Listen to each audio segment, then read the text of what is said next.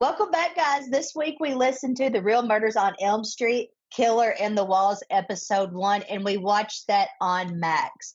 Now, it was definitely, it was wild. It, really had me thinking, and it's scary. It's really scary. And as me and Don go through this episode and we give you little information here, there, what we think, we just want to let you know that this is all our personal opinion and that is it.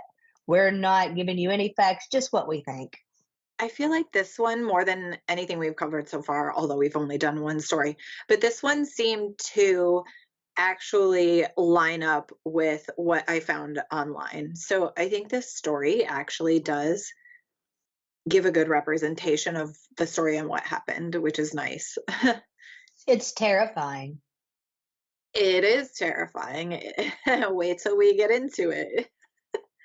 And, Terrifying. yeah. And so the other thing, when before we even started recording, Amy and I talked about how when we're doing some of these true crime stories, we like to joke around and have fun and whatnot, but sometimes that's just not how it's going to be. And this might be one of those stories. I don't know. We'll see as we get into it. But there's also, this is a more graphic episode. So I don't know if you have kids in the car or anything, you might want to maybe listen to it without kids around, or just know that this story has some negativity to it, obviously. Definitely. And again, this is a true crime episode. So just be prepared for that as well. And I'm going to say it again, it's terrifying. It is. So this story, The Killer in the Walls, happened in Townsend, Massachusetts. And I'm going to go kind of in a different order than the actual show because I want to cover what happened in 86 before the actual murders. Oh, So perfect. I'm not sure why they decided to do it kind of backwards, but maybe it was like a suspense thing. I don't know. But in 1986, there was a family called the Bowen family. The dad was named Frank, and he had a daughter named Tina and a daughter named Karen. Karen was younger. And his wife died in 86, the same year. She died of cancer. And so the girls obviously missed their mom and they were trying to connect, but they did it using a Ouija board and trying to do like seance type Hmm. activities. And while they were doing this, knocks on the walls, and then it started escalating to things where they would come out of a room and they would come back in and lights or TVs would be on or off, or things in the room would be moved, that kind of thing. Of course, they think it's their mom because they want it to be. So they go to their dad and they're like, "Oh my gosh, this is happening." And dad doesn't believe it and he thinks the girls are messing with each other, basically. So he kind of brushes it off and he's like, "Okay, whatever." So fast forward to December 8th, 1986 still, and they come home and they notice that their toilet has been used. What the heck? Who's in our house? So they start going around, and Frank, he finds a male hiding in a closet in war paint. And he has, this is the one thing that I did see that was a little different. In the show, they said he had an axe, but when I read online, it said he had a wrench and a hatchet. So, but that's not a big, it's not a huge Right. difference. um, so he had something to chop people up, basically. Mm. So this male comes out. He ends up holding all three of them hostage in a room, And now obviously the dad is like, oh shit, they were telling the truth. They were hearing this stuff going on. And the older daughter escaped somehow. It wasn't really detailed, but she ran to a neighbor's and called the police. The police came and they couldn't find him. He had fled the house. So the family was super nervous. So they left and went and stayed somewhere else for a couple of days. Well, the dad, Frank, was like, I got to go get some things from my house, whatever. So he comes home and he sees the same guy in the window waving at him.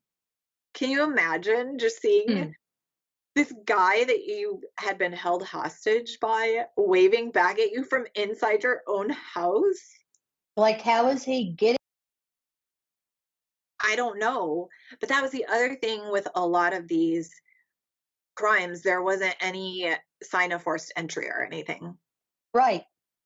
So I honestly don't know how he was getting in. But they also had said when they saw no forced entry, they also saw no footprints or tracks or anything. So they didn't even know where he was getting in. Right. And then, so fast forward to that, he sees that, calls the cops, and then one of the cops go into the house, and this is where it starts taking a crazy turn. So he notices on the wall by the front door that there's a picture that has a knife in it, and written on the picture is, I'm still here, come find me. Terrifying. Mm. And then there's a second picture with a knife. And this second one says, I'm going to kill all of you. Casual. So the cops are looking for him. They can't find him. How did this guy get away from us again? You know, just trying to find out how he's getting in and out, etc. So then one of the cops notices that he sees some in the wall, there's like some weird pipes and like a weird, almost like a fake wall. And so he looks behind that and he sees a pile of dirty clothes. Dun dun dun dun. Yep. And sure enough, there he is under the clothes laying there. So it turns out to be a 16-year-old crazy named Daniel LaPlante. And the older daughter, Tina, who was around the same age, I guess she had gone on one date with this kid. And he had misrepresented himself. He didn't look like how he described and just didn't seem like the same person that he had said he was. So she just did this one date. They went for ice cream. That was that. Or so she thought. And then he started stalking her and ended up living in her walls of her house. So he was able to see them using this Ouija board, which amplified what he was able to do, because then he got the two girls fighting, he got the dad fighting with the girls, and everyone, it was just chaos. And yeah, he was living in their walls. I forget for how long. 6 months he was coming in and out. He was going as far as to take apart the electrical outlets to be able to look and see what they were doing. That is how he was watching and able to reenact what they would think was their mother knocking and making all the noise. It's just terrifying. I don't know how many times I'm going to say that. It's just, well, like this Same. one really was wow. It's wild. So they arrest this kid. He gets a psych eval, and they say he has antisocial personality disorder. And going back to his upbringing, he was sexually, physically, and emotionally abused by his dad, his psychiatrist, and it said others. I don't know what that means, but he was quiet in school and didn't interact with the other kids. So they did this psych eval, and that was what they said, antisocial personality disorder. And I don't know a ton about that, so I can't really speak to that. But they put him in Poor juvie. Oh, sorry. poor guy just had a really hard go. I mean, that doesn't excuse anything he did, but yeah, it's a Yeah. lot. Yeah. And it's such a common story, you Mhm. know? I mean, not that the story because it's batshit, but like the aspect of a kid is abused, a kid's bullied, and then this is how they end up acting out. You're so right, yes. Clearly not this exact story. No, but Uh, acted out in many different ways. yeah. So he was in juvie for a year, and then for some reason, because he I don't it doesn't even make sense to me because he turned 17, not 18, but a judge allowed his mom to use her house and get him out of jail and paid 10K. That's it. There's so much to unpack here about law and what should be allowed and not be allowed. Yeah, that I don't understand. I mean, he was close enough that most would consider whether they were gonna try him as an adult. Right, So, yeah, $10,000 for that is wild. And then to think about what happens next. right. And the thing is, he was doing burglaries, okay, but this is a full-on three-person kidnapping. Why are you letting him out of jail? That he almost successfully pulled off, like, almost did, Correct. Yeah, at 16. right. It's wild. I mean, I was doing some sketchy stuff at 16, but this is I can't even and we talked about this before and why we wanted to even do this. How does your brain work? Right? Because I was not doing this any kind of weird, sketchy stuff. No, I was pitiful, yeah, I was just trying not to get in trouble. same. But like Yeah, on a level of like smoking pot in the school parking lot, not murdering people. I didn't even know what it was at 16. Yeah, Yeah, yeah, we're a different me and him are. right.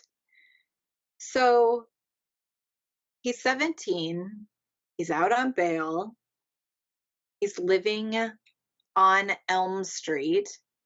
And oh, I forgot to say that part about the show. So this show, and it's really good. I hope there's a season two, but everyone should watch it. I think it has 6 episodes out. All of these stories happened on Elm Street. And they said at the end Different of, Elm Streets. right, yes, different cities. And they said at the end of this episode that this case had 7 different Elm Street connections across its timeline, which is so cool and crazy and weird and not cool in a good way, but you know what I mean. I like the idea of the spin of it though, Hmm. Yeah, because who didn't love the show growing up, or the movie, I shall say. right. So to take it and turn it this way, I think it was pretty genius. And the 2 episodes that I've watched so far, I was into them. I definitely thought that they were great cases, and they did a great job. Agree. Oh, and just a little insider tip if you are going to watch the show, we were debating between this one and episode 3, which is Hmm. equally as insane, just very different. Right. Yeah, because I mean, you won't have any case that's the same, so. Right. So, highly recommend the show, especially episodes 1 and 3, but all of them are good. I'm gonna still watch them all because I've only watched the 2, and like I said, I've enjoyed the 2 so much that I'm gonna keep going. Yeah, I've seen them all. So fast forward, and I don't know, this didn't say exactly when he got out of jail. The crimes happened in December 86. I don't know. It doesn't say how long he was in jail, but to the year, which is also crazy, December 87, Mm-hmm. Townsend, Massachusetts, Andrew Gustafson, he's a lawyer, and he had closed on a really big case or something like that day, and he's calling his wife and calling her, and she's not answering, which is odd. And he's trying to see if she can find a sitter so that they can go out and celebrate whatever this win or whatever his case that he is working on or something like that. Calling, no one's answering. Comes home, calling out, nobody's answering. He has 2 children as well, and they aren't answering either. So he goes upstairs, and in his master bedroom, his wife is laying face down on their bed. One of her hands is tied up to the bed, and she has a pillow over the back of her head, and there's blood on the pillow. Mm-hmm. So he doesn't even want to look for his kids because he knows his wife is not alive. I And found that strange, but I mean, I'm not judging because I don't know how I would act in that situation.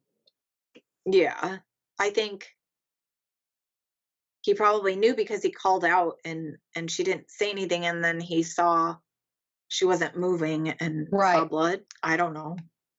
Well, I mean, if you walked in and seen anyone that you loved lying face down, Right. you definitely wonder what was wrong, you know? Yep. Yeah. So he decides not to look for his kids because he doesn't want to be even more traumatized than he already is, because he called out to them and they didn't answer as well. So in his mind, he's like, oh, great. Like, they're Right. probably not alive either. So he goes and calls the police. The police come and they find what he found. Obviously, Priscilla Mm. was the mom's name. She was 33. She was also newly pregnant, Yes, let's not forget that. Yeah. and she was a Sunday school and kindergarten teacher. It sucks. And when you look at the picture of her, she looked just like the sweetest woman. And the children. Yeah, this really hurt. Yeah. And there wasn't, I know Amy and I have talked about before how much we like real life photos and news footage and whatever. They had some of that. There wasn't a ton, but they did have some. No, I really enjoyed being able to see what they look like, though. I did enjoy that. Agree. Well, because you want to celebrate victims more than Right. anything. You want to be able to put a face to their names because you're going to hear his name everywhere. You want to know their names. Exactly. So the police come in and they find that Priscilla is partially clothed, and they also see her one hand is tied to the bedpost. But the one thing that they found that was odd was on the nightstand, there was a half empty beer and an open condom wrapper. And she was, in fact, raped.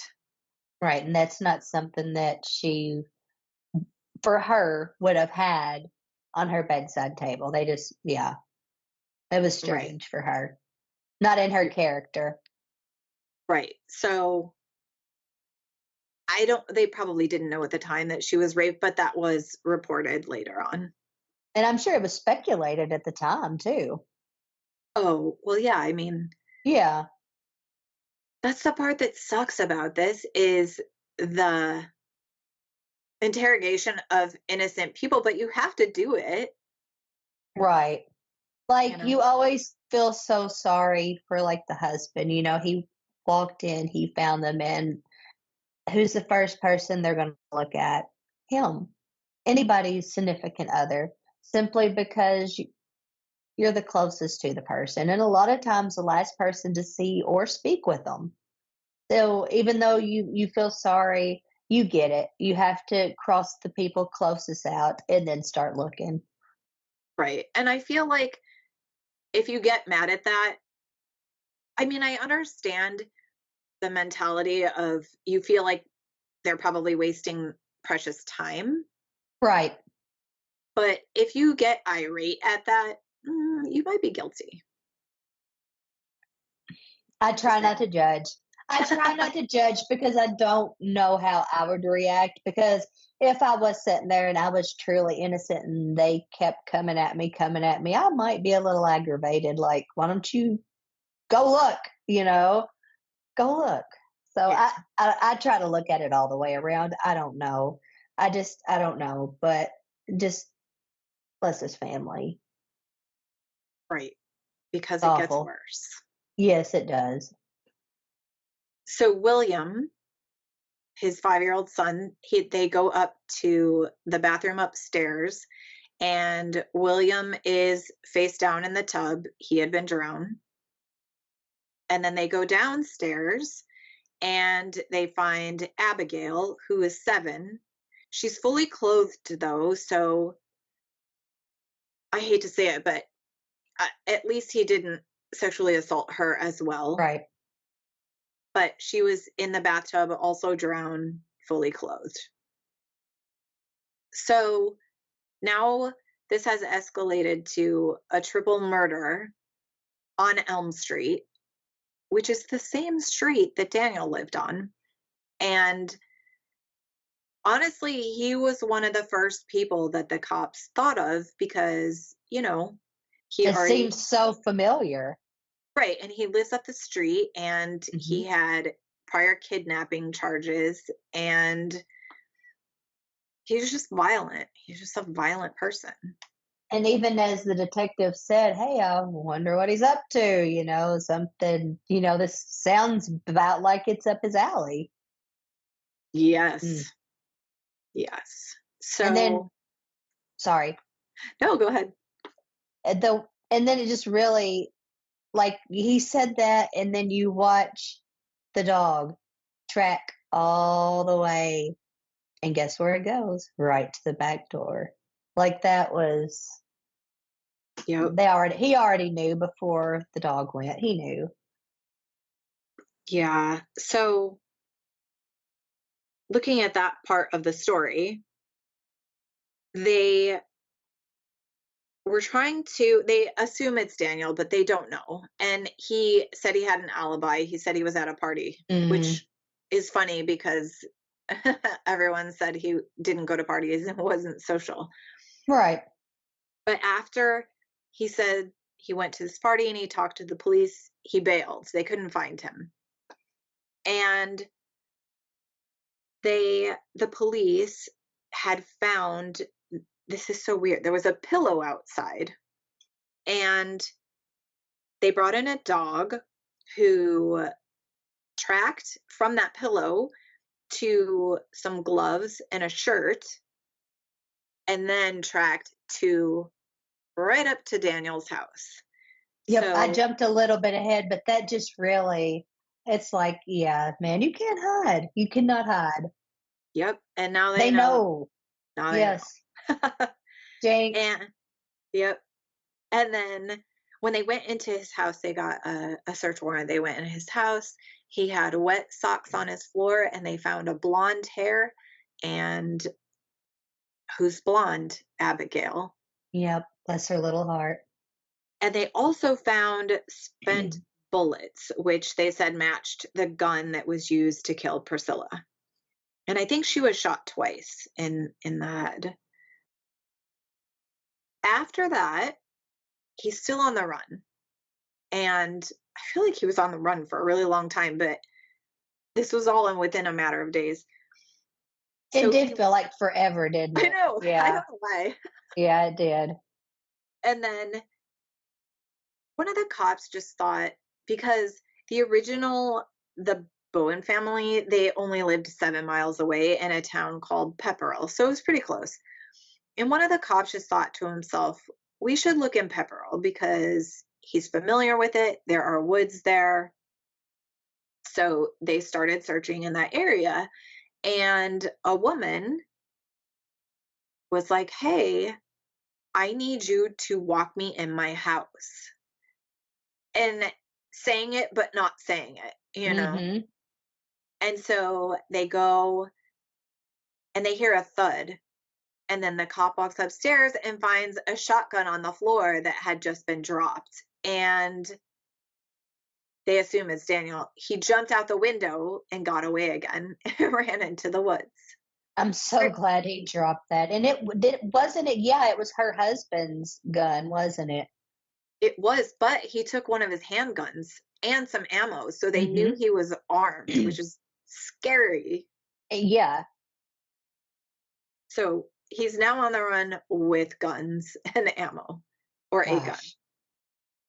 And what happened? They said that there was a lumber yard, and for some reason they thought maybe that was where they should focus. And within the lumber yard, one of the cops heard a noise in a dumpster. There he was. So they ordered him. He came out without an issue, and they got him. And I don't know that there was any other evidence or anything that they found. I mean, they already had plenty. Right. I mean, you had her hair, you had the wet socks, you had the dog tracing back. Yeah. Oh, yeah, the hair was that one single hair was Yes. Abigail's. Yes, it was. The little blonde hair. Yep. So, in all these notes that I took, I want to make sure that I didn't miss any part of the story. Well, and you should watch the show. Oh, most definitely. I accidentally fell asleep because I get up super early. So I had to definitely come back because I didn't want to miss what was going on. I fell asleep around about where they was hiding in the walls, and I knew that I did not want to miss this one. I was like, yeah, we've got to definitely cover this. This is definitely worth watching. And then, like Don said, go check out the actual story after watching, or do it either way. Check out this real story and then come back and watch this episode. I did forget a part. Which one? So, before the murders, not long before, I think within a week or two, their house had been broken into, the Gustafsons' house. And they said a cable box had been stolen. And then the second time it happened, someone came in and left a beer out, the same as the other story of the actual murders. He had left a beer out as well. Yep, I So, forgot about that part. Yep. yeah, he had been in the house more than once. So he knew the layout, and they had said in the show that, and I did read this online as well, what they thought happened was that he was in the house not knowing when the mom was going to come home, and they believe that she came home with her son William and kind of startled him, or he wasn't expecting it, and then that's why he murdered them. And then in the process, while all of that was going on, Abigail yeah, come home. yeah, I mean, that could have, if the children were maybe old enough to been in school, that might have ended a little bit differently. He might have at least still had his children living, but it's just all the way around tragic and horrible. Oh yeah, because they did say that she came home around 1 o'clock, so maybe he was thinking that they were going to be longer if it was school time. I don't know. Right. I don't know what Well, day I of the mean, week it was. how can you even begin to start wondering what he had going through his mind anyways? You can't. Right. You can't. There's no way. I mean, I want to understand it, but at the same time, I don't, because I can't understand ever No, anything that he did. No. no. And that gun that he used to kill Priscilla, he had stolen from someone else's house previously. And can you imagine being that person? Even though it's not your fault, you have nothing to do with it. You know that a gun that was in your possession, that was yours, was used in a murder. Yeah, it's a Yeah, lot. We warned agreed. you guys, this one's definitely deep. Yeah. So I want to talk a little about what wasn't covered in the show, which was his sentencing and all that. So initially, this is in, well, if this happened in December 87, this was probably in the following year, 1988, because this stuff takes time. He originally got 3 life sentences with no parole, which is what you should get. And he's 17. It's not like he's 12. He's almost an adult. Right. He's close enough, man. Right. Yeah. He knew that was wrong. Yep.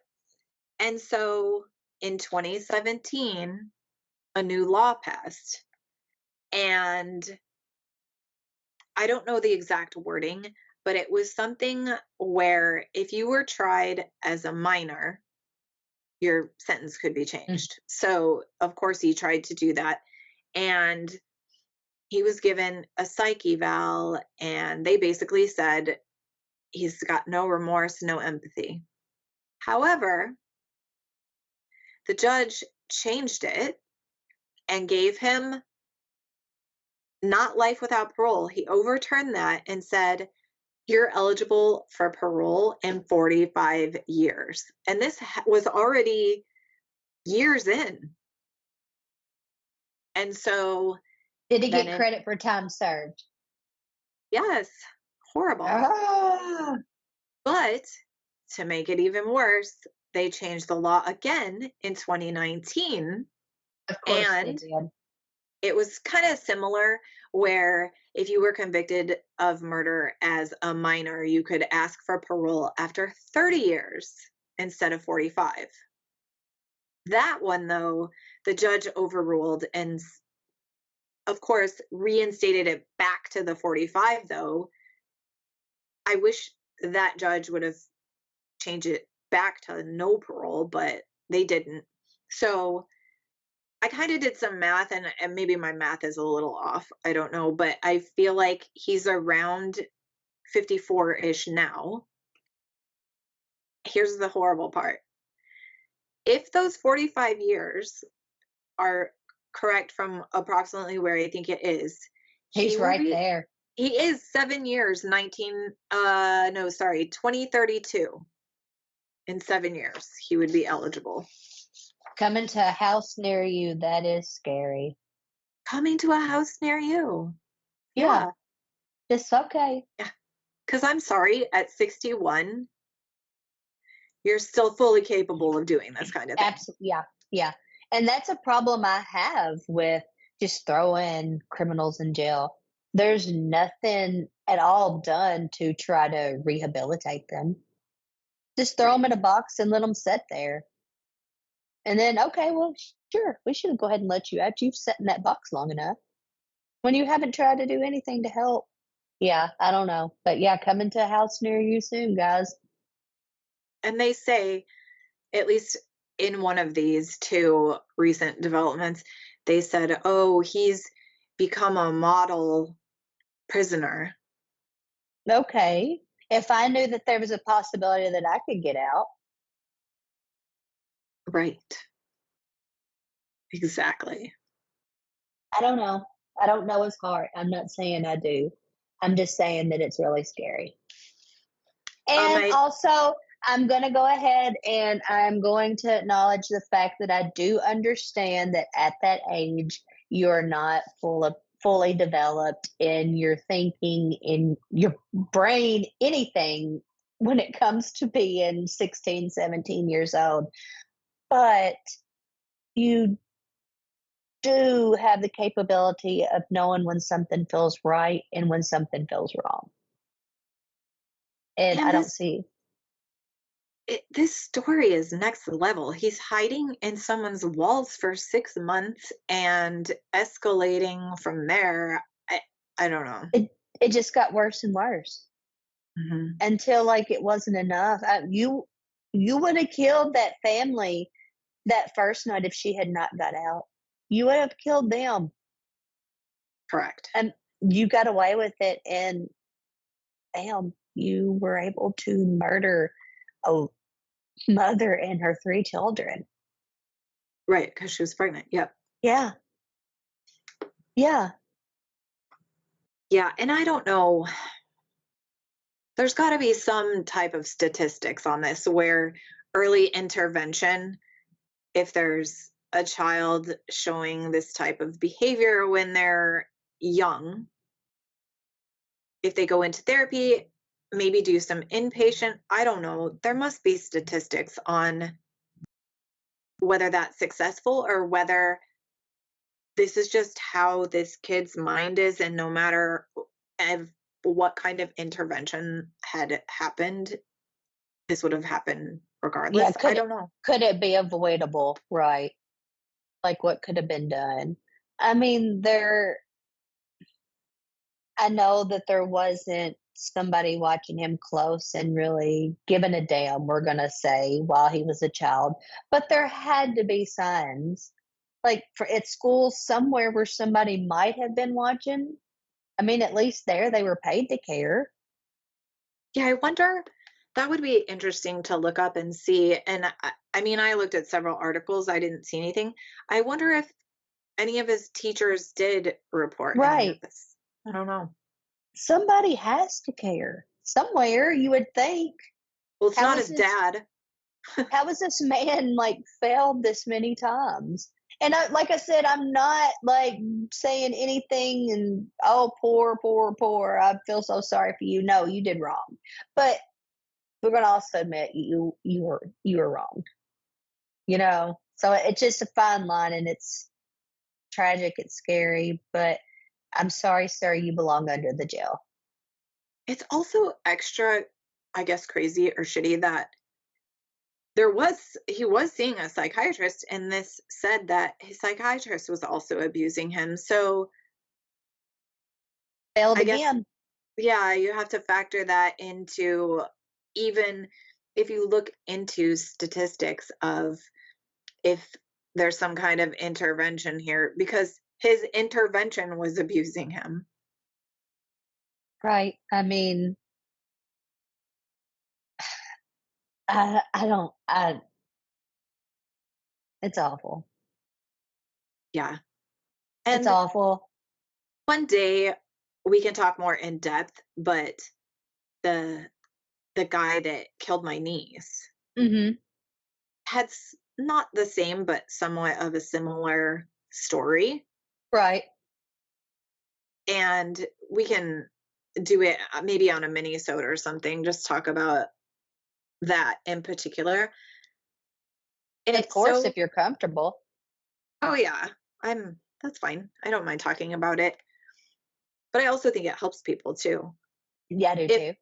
if they've been in that situation, which isn't a lot of people, but just looking at that situation and going through the trial, the murder trial, and listening to all of the things that happened to him growing up, it's so, like, just being a somewhat empathetic person, like, it's, then you feel bad for him and you hate yourself for feeling bad for him. It's so Right. crazy. But you also have that you come to that thought, well, no wonder this person's messed up. But then you still can't stop and say, I feel sorry for them because look what they did. So it's like a fine line. Yep. You feel sorry for them, but man, come on, I you know. I don't, feel like you're at, definitely doing too much. right and wrong at your Yes, core, yes, yes. you know? I mean, I've seen some of being a bus driver, I've seen some of the smallest children know when something was right or wrong. It didn't take much. They knew, even if they did do it, they knew when they were doing it was right or wrong. So Mhm. you have that capability, I believe, at a young age. I think so too. Even thinking, and I don't know anything about his dad outside of what was reported here, which was his dad abused him in several different ways. Mm. So then you think about that, and then maybe who knows what was going on at that house? Like maybe his dad was playing with guns. I'm just making this up. But There's no telling. no, but then you wonder in a family like that, and I don't know, is it hard to know right from wrong? I don't know. I don't know because I wasn't raised that way, but you have a good point. To me, it's easy to know the difference between right or wrong because it was very black and white in my home. I knew what was right and I knew what was wrong. Same. And then also, I have this little thing about me that kind of gives me intuition in my gut telling me what's right or wrong, you know? So, is it possible that he had a horrible childhood and also didn't have those gut feelings when something was right or wrong? Are those things that some people are not born with, or is that something that's taught? I don't know. I don't know. It's awful. It's because then when you start talking about the things that he went through, you almost, I don't even want to say it. But even if you haven't experienced this like I have in your personal life, Hmm. it's something that I'm sure people go back and forth of thinking, even let's take a child that's bullied and take, a school shooting or something. It's kind of the same concept where you know right from wrong. Even if you're bullied, that's not, you can't turn that into a reason to go to a school and shoot a bunch of kids. I don't know. It's back Two and forth. wrongs do not make a right. Yeah. And I feel like, I don't know, maybe if there was some sort of interference when he was younger and counseling and a new atmosphere, maybe it could have been stopped. Yeah. But nobody cared enough and stepped up, and now you have lives lost. Well, and then that brings in a whole another issue of CPS. And I don't know, maybe CPS was never called because maybe no one at the school noticed. I don't know. But in other cases where CPS is called and then they open a case and then look at the case and it's pretty obvious, but they don't intervene. So Right. there are a lot of places that this ball can be dropped. And again, I don't know about this case in particular, but I do hear a lot about, oh, the school reported this, their doctor reported this, nothing happened. Well, another thing that I've found kind of interesting is in the beginning when they were talking about Tina going out on a date with him, how he misrepresented himself. He didn't talk right about the way he was, the things he liked. He didn't explain the way he looked exactly. And she noticed that. So was he misrepresenting himself because he was, or he has low self esteem from his background? And I don't know. That's Maybe. that made me think, why was you misrepresenting yourself? Because at that age, you wouldn't think they would really think about that. So you're just going to have ice cream. Right. I mean, it's may not last forever. It probably won't last forever. Go enjoy your ice cream. Just be yourself. So that right there kind of makes me wonder too. Yeah. Stalking is really scary. And I was almost just going to say, it's crazy to think that someone would go to this length after just going on one ice cream date. But there are people who get stalked and have never met their stalker. Their stalker just sees them out at the store or Well, something. how do you go from sharing a peanut butter parfait to living under a pile of clothes in somebody's wall for 6 months? That's drastic. And Yeah, if Tina hadn't got away, he'd have killed them all. for sure. Watch it. Watch this episode, guys. Episode 1. Watch this episode. It's, if anything, true crime has taught me you cannot trust anybody. You can't. You have no idea how many people are out there that have their worst intentions for you. They do not want to see any good for you at all. And I have, the years that I have listened to stories and studied stories, I have really opened my eyes to that, and my level of trust has really went down. What about you, Don? I mean, I already didn't trust people, but It's went, yeah, yeah, all the true crime that I watch doesn't help. yeah, because people, because we don't think like that. I would never. I can't think about how other people would until you see these kind of things. And I think it's very, very important for people to watch this kind of stuff, because you might be like me and not understand a soul like this, because you would never do like that to anybody else. So I don't think that it's an unhealthy thing to educate yourself with these stories and to learn about these people. These people, some of these, they had some very tragic, horrible endings, and we don't want to forget them. Instead of always hearing about the murderer or the killer, we need to remember the victims' names. I agree. Well, and I want to say this story's extra crazy, but is it like there's a lot of crazy people out there that do horrible things? So, I mean, maybe they don't live in someone's wall for 6 months, but the rest of the story, I feel like is pretty typical of a Hmm. murderer. Yeah. And I will say, for this story, or for this, not, it's not a story, for this case, they caught him very, very quickly. So amazing job. Amazing job on that one. Yeah, and they have several of the cops on the episode that you can listen to. Yes, yes. Amazing job. Shout out to you guys. That was fast.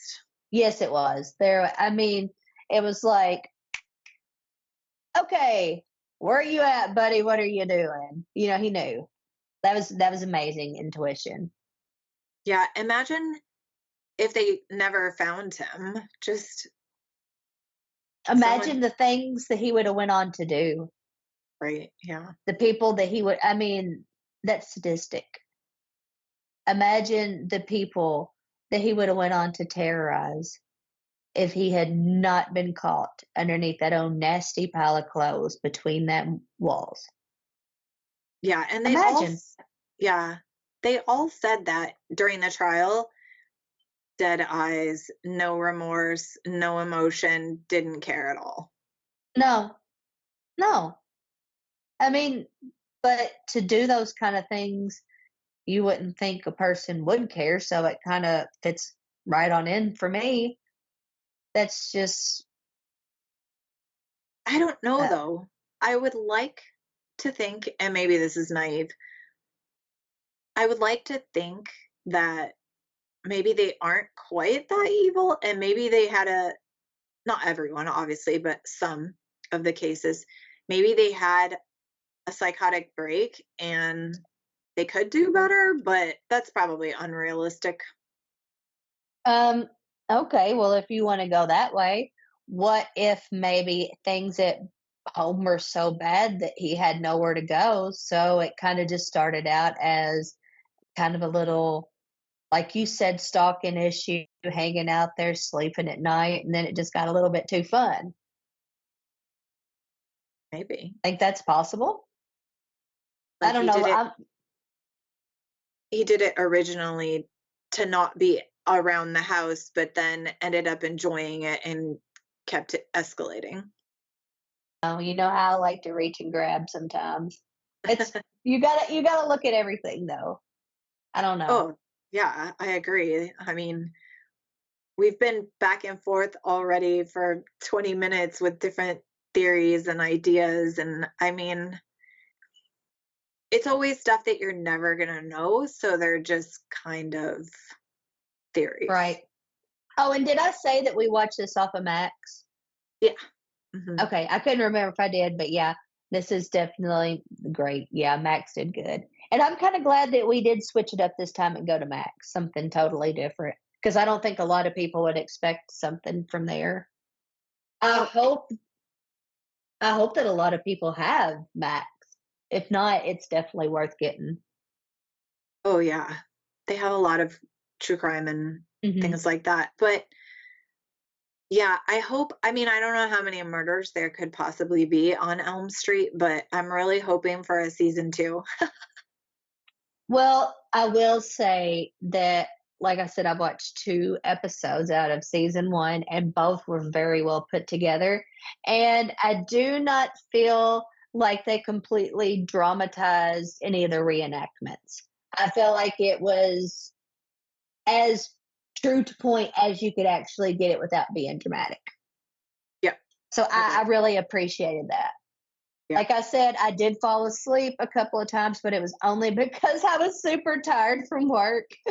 But I went back and I made sure that I watched it because I wanted to, I'd wake up and be like so mad that I'd fell asleep. So it's definitely good.